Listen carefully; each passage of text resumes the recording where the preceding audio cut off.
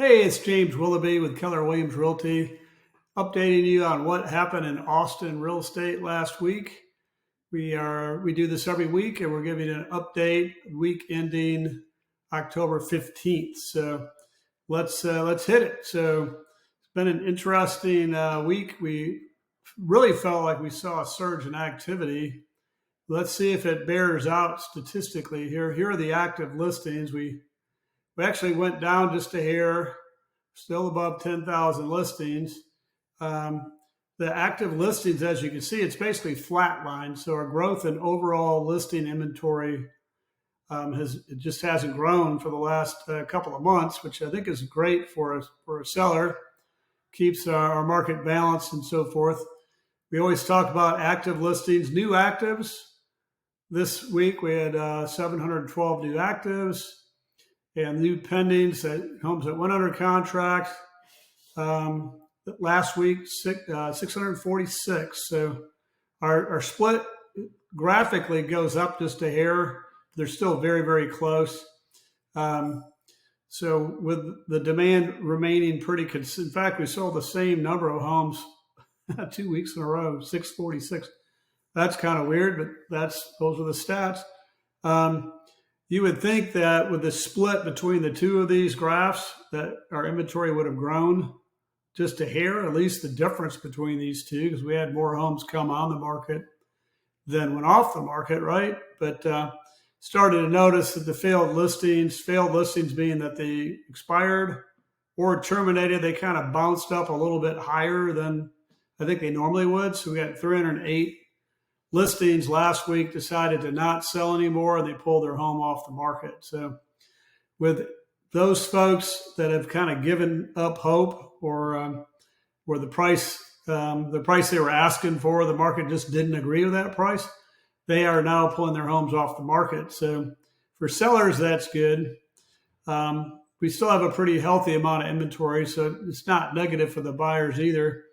It's just a balanced market. So what we have seen this week is that the weeks of inventory just dropped slightly, and that's due to those listings going away. So as the overall inventory starts to go down a hair, and our demand has remained very consistent the last couple of weeks, the failed listings are statistically starting to show up. Where we didn't drop by a lot. We had 15.7 weeks of inventory. Now 15.61, so it's almost flat, but it went down a hair. So considering that we're still seeing a gap between the number of active listings and the number of pending listings, I think that's what's keeping our market, supply rather, in check. Okay, we talked about median prices last week. This week, the talk of the town is interest rates. So remember, we talked last week that rates hit a 23-year high. It's my phone ringing there. And then this week they hit another 23-year high. There went to 5.75. So we were at 7.49, went to 7.57 is what I was trying to say. So we went up a little bit, not quite, a tenth of 1%, but it definitely went up. So this trend has been a little unnerving for some of the buyers, but at the same time, I think a lot of the buyers that are in the market right now, they're already used to 7.5. So, another, 1/10 of 1% actually barely affects their payment. So the buyers out there are not as interest conscious. There are, of course, a ton of buyers that are, and they're not buying right now.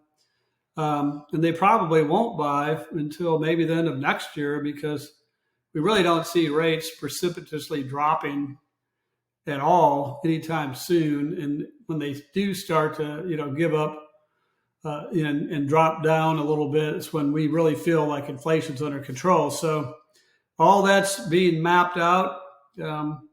Once again, we're looking at the mortgage rate history from Freddie Mac.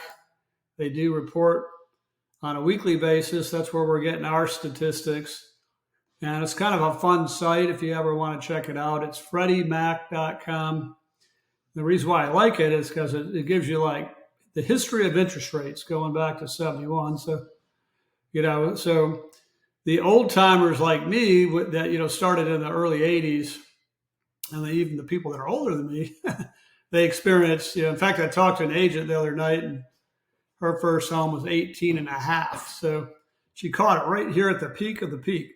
Of course, she refinanced, and that's the whole point. It's actually the message we're sending to buyers. They're like, well, really, if you can afford the current rate, then buy now, because you'll be refinancing anyway. If you wait for rates to go down, then you're maybe missing some opportunities.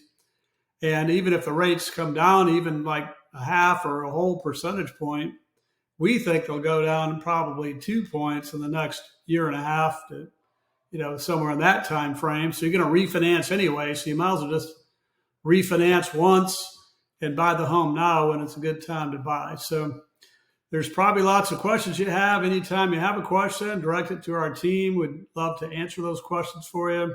And until next week, when we see you again, have a great week. Take care.